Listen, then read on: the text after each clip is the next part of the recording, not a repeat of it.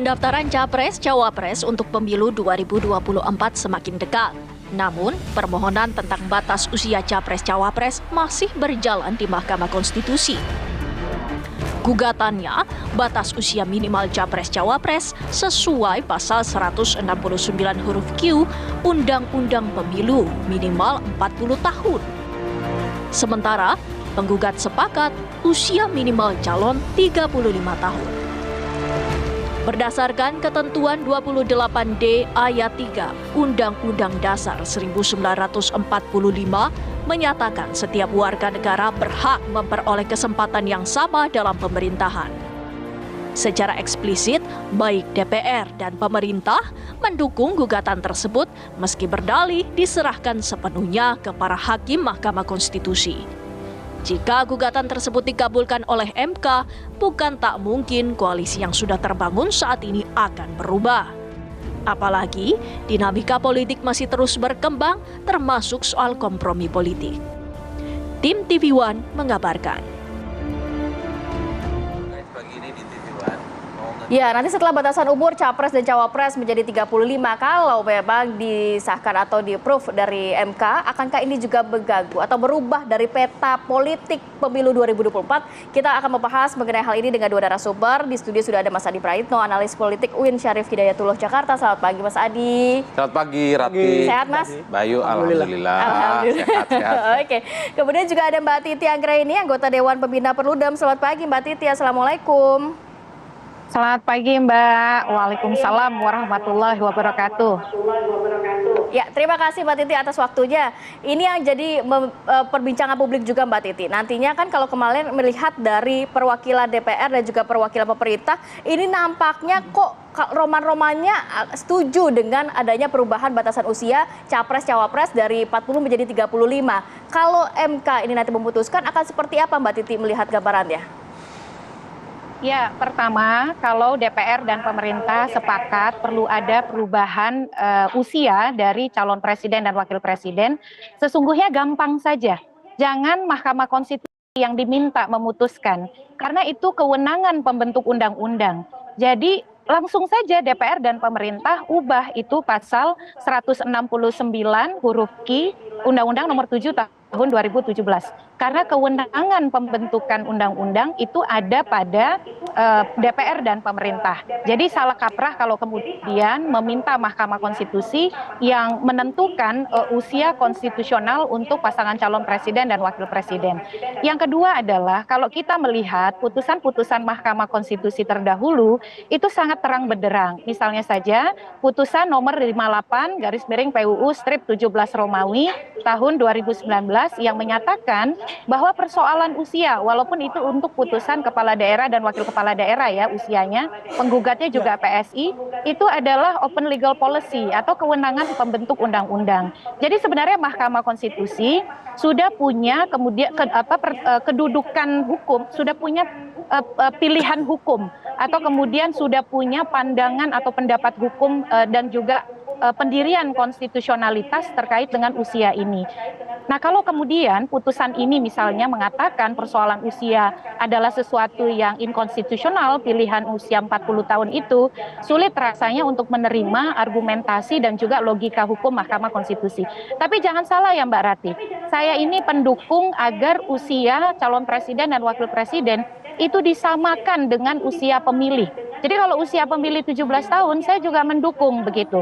Tapi itu harus kita bagi jelas ranahnya. Ranahnya adalah pembentuk undang-undang. Kami mengadvokasi ini kepada pembentuk undang-undang sejak tahun 2016.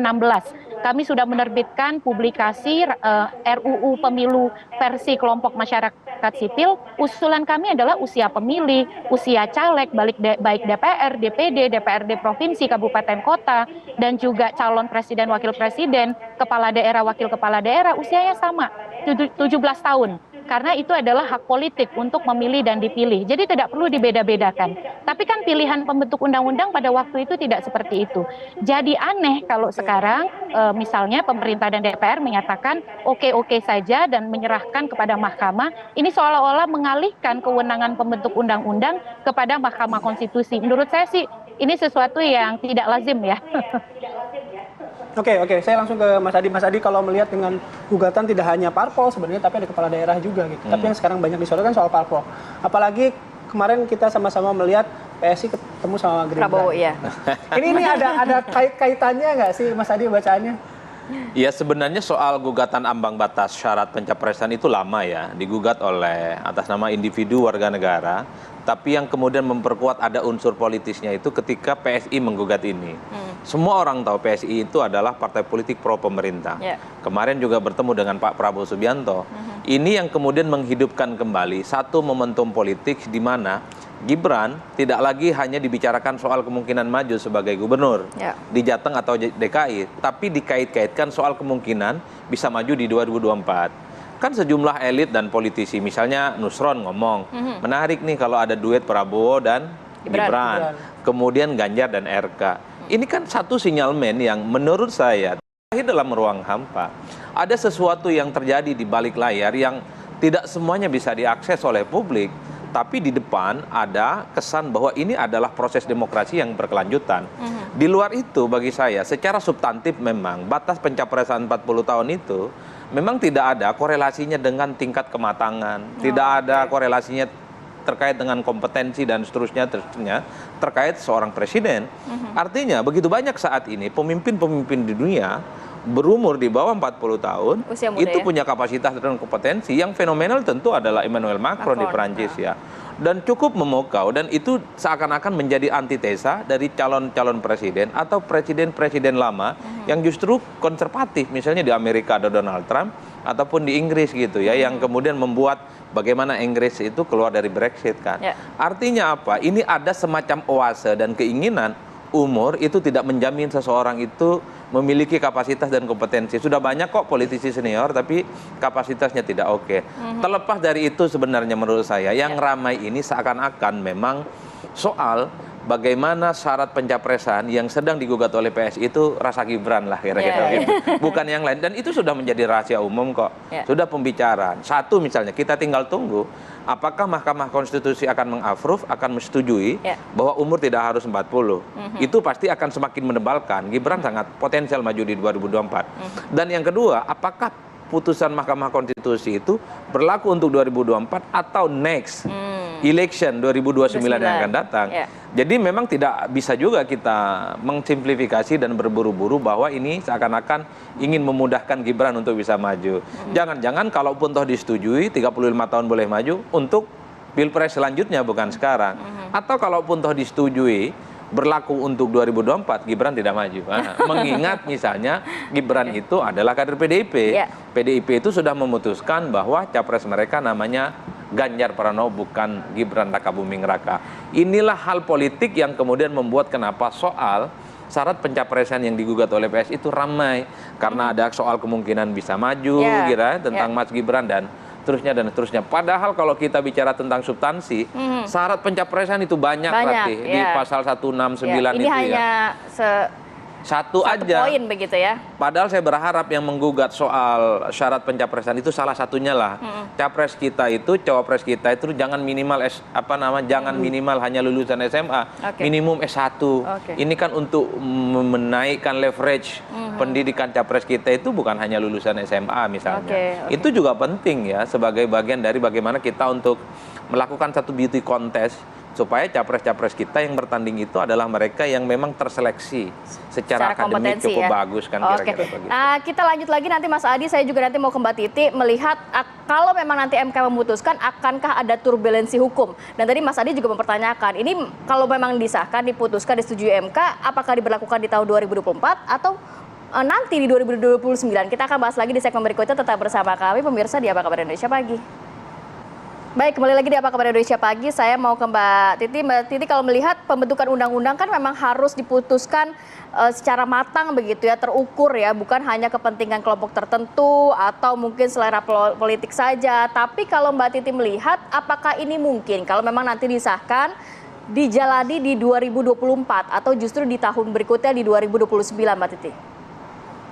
Ya, pertama pasal 6 ayat 2 Undang-Undang Dasar kita itu jelas mengatakan syarat-syarat untuk menjadi presiden dan wakil presiden diatur dengan undang-undang. Jadi kewenangan hukum itu atau otoritas untuk membentuk persyaratan itu terletak pada pembentuk undang-undang atau legal policy. Makanya kemudian di dalam beberapa putusan, meskipun untuk konteks berbeda, misalnya kepala daerah, Mahkamah Konstitusi mengatakan persoalan usia itu tidak ada aspek konstitusionalitasnya. Bahkan pilihan-pilihan usia berbeda untuk masa jabatan yang dipilih melalui pemilihan yang berbeda itu adalah juga kewenangan terbuka pembentuk undang-undang. Meskipun dalam konteks ini yang harus ditekankan, pembentuk undang-undang pun harus memutuskan secara logis, transparan dan akuntabel serta partisipasi masyarakat yang bermakna. Nah, itu yang pertama ya. Jadi konstitusi batasannya sudah jelas. Persyaratan soal menjadi syarat calon itu adalah otoritas pembentuk undang-undang.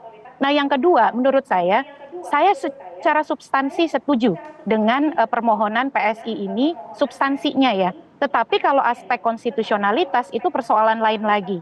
Tetapi bagi saya substansi permohonan ini nanggung karena masih mengeset usia 35 untuk capres-cawapres. Kalau memang kita ingin mendorong misalnya, sekarang ini kan 56% pemilih kita itu di bawah 40 tahun. Tapi sebagian besar itu adalah Gen Z begitu. Perancis, Finlandia itu usia capres adalah 18 tahun begitu. Nah oleh karena itu saya kira kalau memang ingin mendorong kelompok muda agak aneh juga kalau pilihan usianya 35. Kenapa misalnya tidak seperti tawaran kami 17 tahun?